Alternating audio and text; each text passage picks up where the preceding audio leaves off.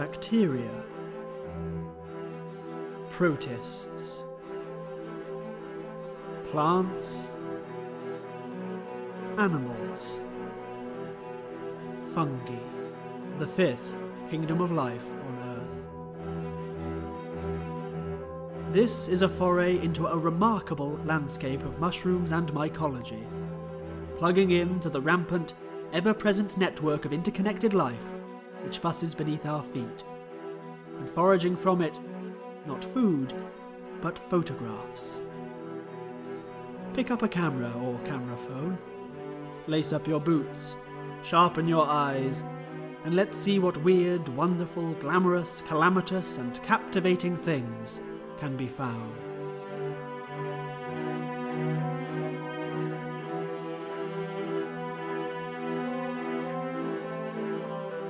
Fungus is everywhere, though you might not know it. It lives out of sight as a net or a mat of hypha threads called the mycelium, stretching out through mud, trunk and soil to find food, or to grow fruit, or to connect with other organisms. The mushrooms and toadstools we see above ground are the fat little fruits of this stealthy, enigmatic entity. Like apples on an apple tree, the fruiting bodies appear in their season, and with the sole purpose of distributing seeds, or in the case of a fungus, spores, before disappearing, rotting away, or getting munched. But how do we find them? And how do we photograph them? Well, the best way to start is from a place of understanding. You've got to try and unravel the complex processes of the fungal network and learn to recognize its features, its habits, its habitats. Fungi, in general, like water, and they like wood. This makes the muddy forests of Britain a particularly lucrative hunting ground, and quickly you'll find that it's actually really quite rare to come home from a venture with an empty camera. But like any wise hunter, the very first thing to figure is where your quarry is getting its food from. Unlike plants, a fungus doesn't have chlorophyll with which to photosynthesize sunlight, and, in fact being more closely related to animals, requires a more substantial foodstuff to dine upon. Always a good place to look for mushrooms is a pile of rotting logs, or a soggy old tree stump. Dead wood is the favourite food for an enormous group of mushrooms called the saprotrophs. These are decomposers, and can be found at their work all year round, and on anything from leaf litter to animal carcasses. Saprobic fungi play a vital role in the life cycle of an ecosystem as the recyclers in chief, and are able to break down 90% of all organic matter and return the nutrients back to the soil so that new life can develop and grow.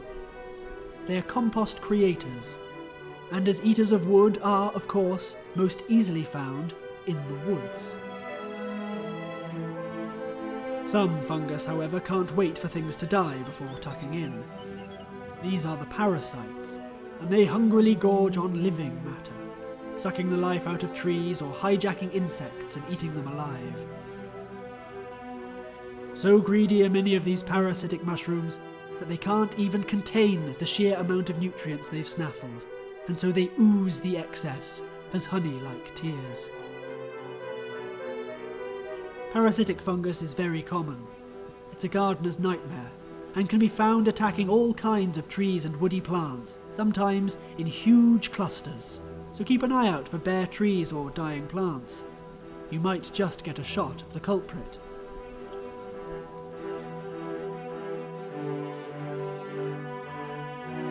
Other fungi are a little more gregarious, and rather than leeching off their hosts, they instead form partnerships and work together for the benefit of all parties. These most amiable mycorrhizal fungi gather moisture and minerals with their wide mycelium nets, and they gift it to the roots of a tree. In return, the tree willingly hands over some of its sugars so to feed the fungus, share and share alike. The trees even sometimes use their fungal friends to communicate with one another, like along mushroomy telephone lines, encouraging more connection still, and therefore more food and prosperity and security and community for all in this wood wide web.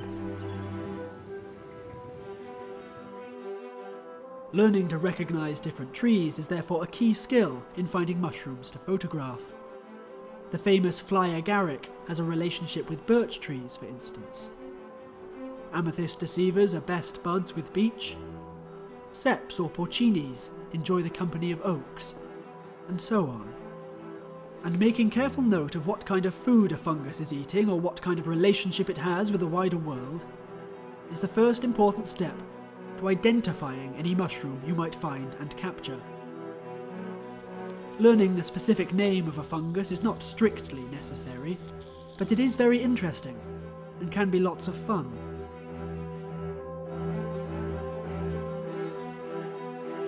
Identification is a sometimes very difficult and elusive task. There are, after all, 15,000 distinct species of fungus in the UK alone. But if you're not eating the mushrooms, then it isn't vital that you're 100% accurate every time. Eating wild mushrooms is not recommended anyway. Though you are more likely to die from snacking on a random leaf than you are a random toadstool, some are very dangerous indeed, and can occasionally look a lot like their edible counterparts. Even those which are generally safe to consume can sometimes cause a bad reaction in some people anyway. But more than this, unless you have to, why would you? Like picking wild flowers or randomly breaking off branches, whimsy foraging in this way can rob an environment of some of its most sparkling gems. It might interrupt important processes, or damage vital organisms. It takes meals from off the plate of bird and bug, and even risks the eradication of rarities. And all just to jazz up a vegetable stock or make a small portion of soup? Unless you really need to supplement the prohibitively expensive weekly shop, then respect the natural environment and stick to photo foraging. Feast your eyes, feed your mind, fuel your imagination, and don't hazard damage to the forest or to your insides. In some woodlands, it's the law anyway, so you have to be careful. But being able to confidently recognise and distinguish the various individual features of a mushroom, however, is very important knowledge for the photo forager. For example, those spores I mentioned. Where do they come from, and how might they help us understand and discover mushroom specimens?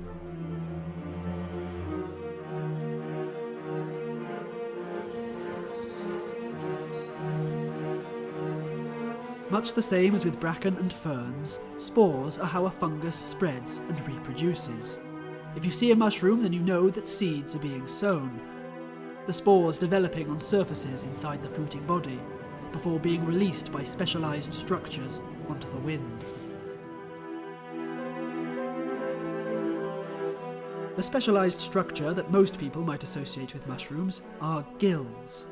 These rather oceanic-looking and fragile projections, which radiate out from the stipe, that's the stalk or the stem, deposit the spores onto dizzy currents of air, which the mushrooms can steer and spiral around beneath their caps by controlling moisture levels and generating a microclimate. They release the spores into these artificial eddies and shoot them off in their billions into the great, wide yonder.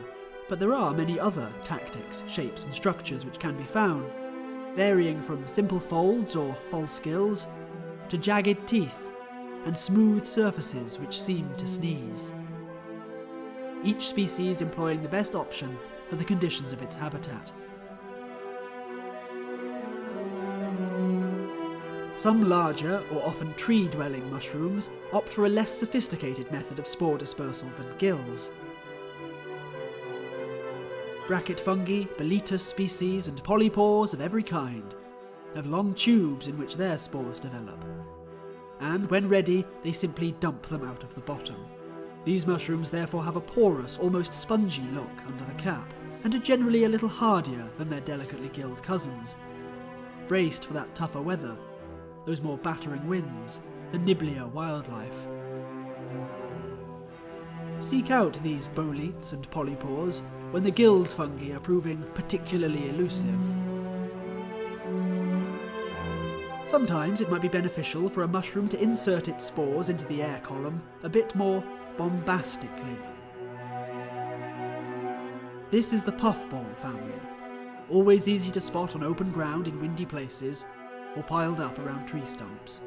They wait for a heavy drop of rain or the kicking foot of an animal to catapult an enormous cloud of spores out into the world. These whumping great belches really show off the dusty, almost smoke-like finesse of the spores. All those billions, sometimes trillions of unlikely little germs packed full with potential, hoping to find the perfect damp spot on which to land and settle and grow. Maybe only 2 in a billion will succeed at forming a full diploid fungus and fruiting themselves, but where the raindrops can hit them, or the sheep feet can kick them, there shall the puffballs be, trying their hardest.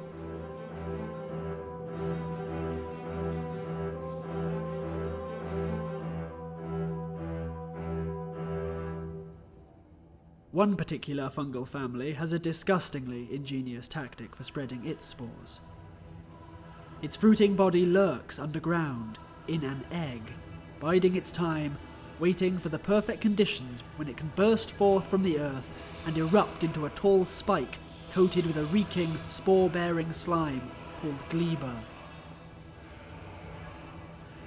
The rotten stench of the gleba draws in flies to this stink horn in a nightmare twist on bees to a rose, and the flies eat of the slime and cover their feet in the spores and walk them about all over the wood.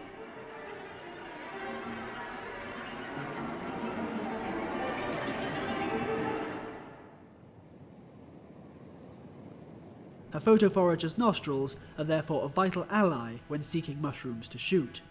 Be like the fly and rush towards the stink. As well as an array of odd perfumes and stenches, from dead cat to watermelon, radish to aniseed, of course the most obvious features to keep an eye out for are simply size, shape and colour. Perfect circles aren't a particularly common sight in the tangle of the forest, and a mushroom's round cap will often betray its hiding place.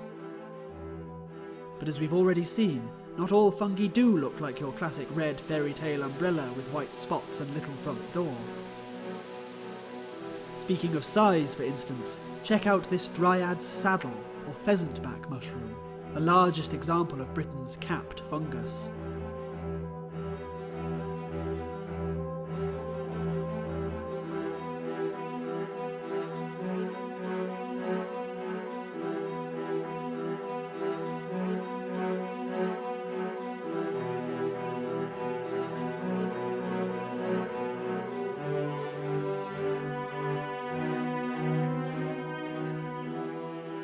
Or these fairy ink caps, tiny little toadstools appearing in enormous blooms of thousands.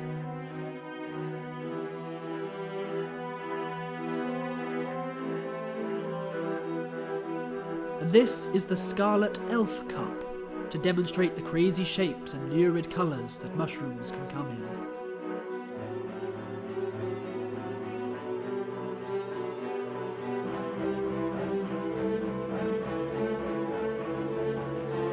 Broader still, let's take a look at the boggling variety of fungal structures and madcap colour schemes common to the UK. From the pinpoint tiny to the stout and stoic, the bland and humble to the showy and spectacular.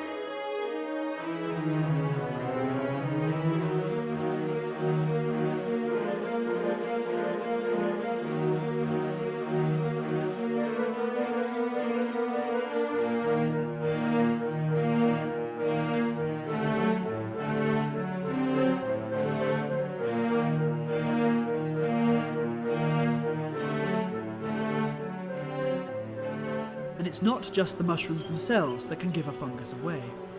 Look for the white strands of mycelium where bark has broken off, the mottling of moulds spreading over a cross-section of tree trunk, or dark rings appearing in the grass of a park, a dead giveaway that a fungus is present and is preparing to fruit.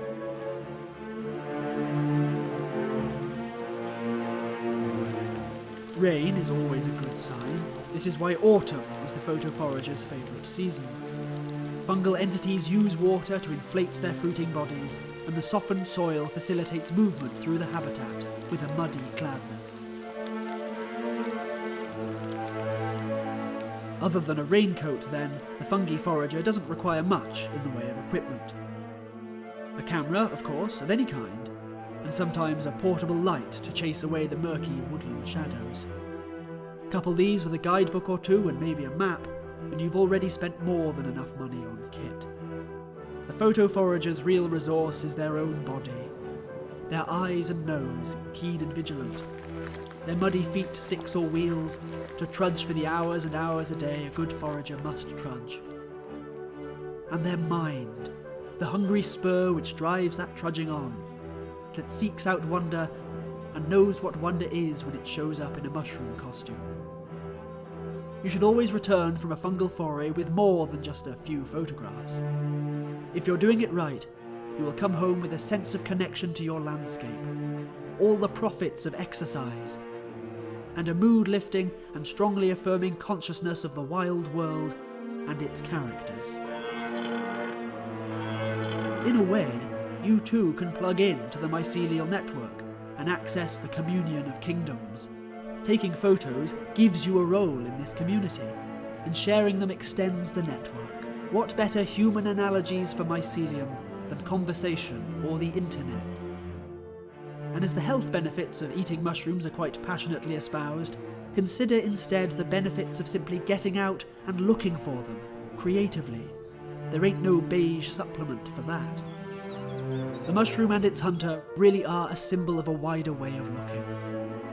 Once you're conscious of the mushroom world, the mycelial network, your mind is then open to all kinds of secret or hidden, ignored or overlooked processes. Ubiquitous and everyday, but invisible and uncelebrated. Turn your camera onto all of this parallel set of systems, this concomitant plane, this concomitacosm, be it the majesty of electric pylons, the history of pillar boxes, the punky weeds of industrial estates, old-fashioned railway lines, or the graffiti rune spells of libertarian back-alley litterscapes. Beyond, beneath, and beside what we are traditionally programmed to view as beauty or import, are things far more beautiful and important, interesting, complicated, and interconnected than you would ever first imagine. Fungus proves it. I mean, look at this mushroom. And this one. And this one. They are ensorcelling. And the concomitacosm is, the mushrooms are everywhere. Spring, summer, autumn, winter, on dung heap, rubbish dump, sand dune, mulch pile, garden lawn, railway embankment, field and forest, with mighty oaks on tiny twigs, where bugs rule and knees are scuffed and muddy, seek and ye shall find.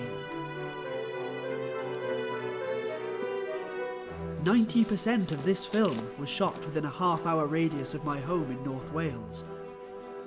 All I had to do was to go out looking.